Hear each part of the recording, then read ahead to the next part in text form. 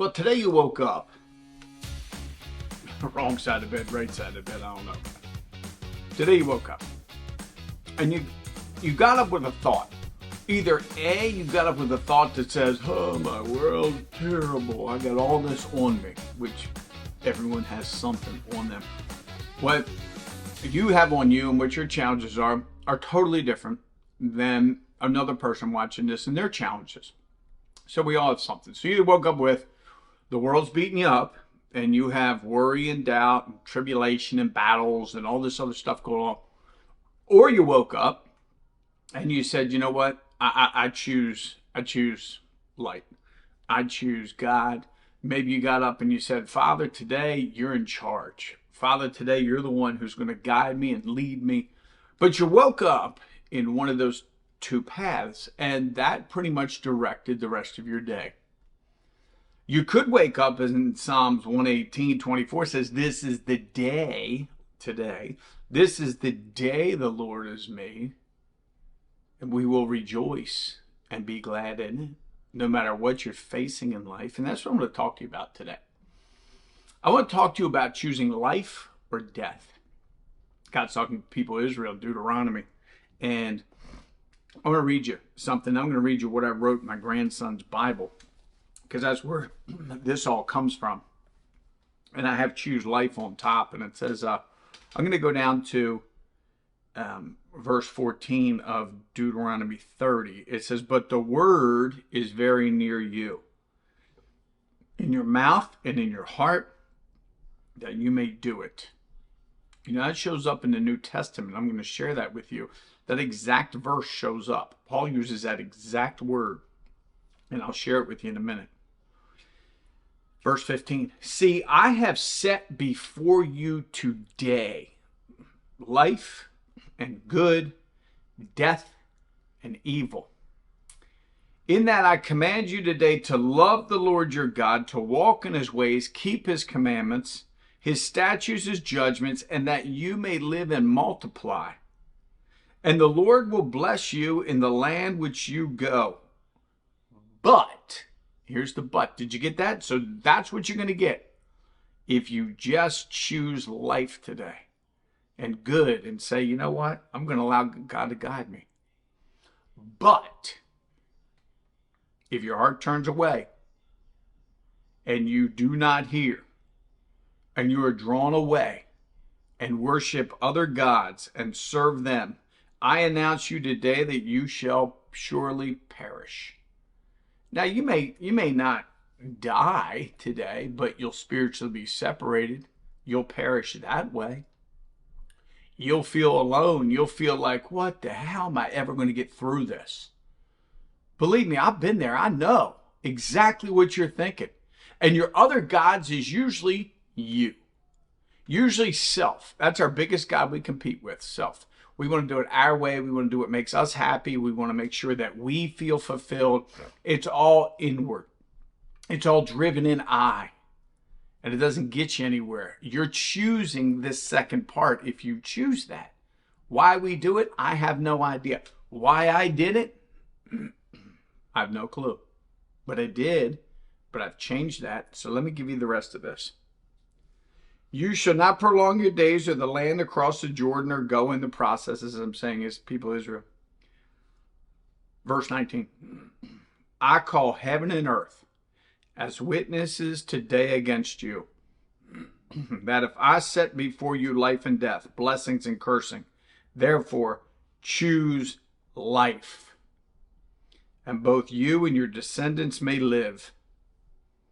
And then it finishes up and it goes on that they'll be blessed, that he is your life. Verse 20, that you may love the Lord your God, you may obey his voice, you may cling to him, for he is your life and the length of your days, and that you may dwell in the land which the Lord swore to your fathers, Abraham, Isaac, Jacob, to give them. So many times how life is around us is not really what's happening. It's how we deal with it. And I encourage you today to deal with it. So I'm going to read you what I wrote my grandson in his Bible that I will one day give him.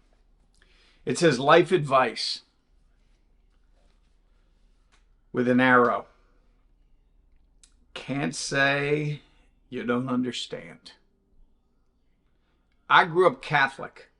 No one, as in not a single adult, ever shared one word of the Bible. I remember one person sharing me anything about the Bible. I remember going to church and getting church bulletin, listening to the priest, but no one ever sat down with this book and shared with me the decisions I can make and how it's going to affect my life and the power that's in this book. I told him then to read Romans 10:8. The reason I read Romans 10:8, it says, but the word is near you, in your mouth and in your heart. That's the exact words we just read here in Deuteronomy. And it's right before verses 9 and 10. Verses 9 and 10 is, if we believe in our heart and confess with our mouth that Jesus is the Lord, you shall be saved. Go read Romans 10, verses 8, 9, and 10. Then go read verse 13. Folks, it's about your life with God. It's not about you trying to figure this out alone. You can absolutely walk out of the struggle you're in today. Ties it all together. Okay, with me, it took 35 years before God separated me from those thoughts. And it was just a process. It was just a process. It wasn't something instantly happened. It's a process.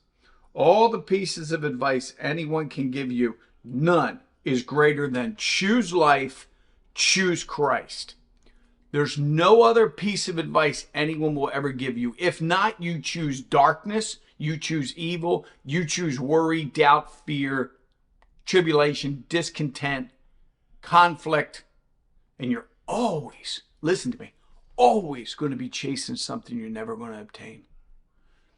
Choose life and choose Christ.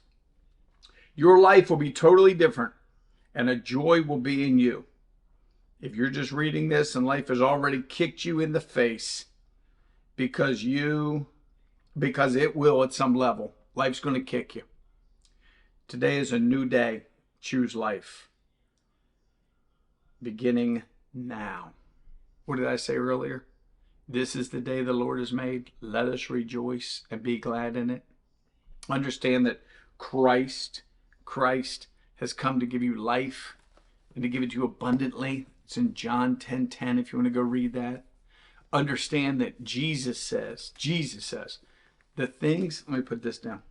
The things I have spoken to you, that in me, in other words, in him, it just comes out of the book of John. Things that I've spoken to you that are in me, that you may have peace. If you go read John 16:33, you're going to find this, okay? That the things that are in him, it's in him that you will have peace. For in the world, that's everything else but Christ. That's the way we want to do it. That's how we want to go. That's the direction we want to go in. But in the world, you will have tribulation. But be of good cheer. Be of good cheer. Because he's overcome the world. 1 John 4:4 is greater is he that's in you than he that is in the world.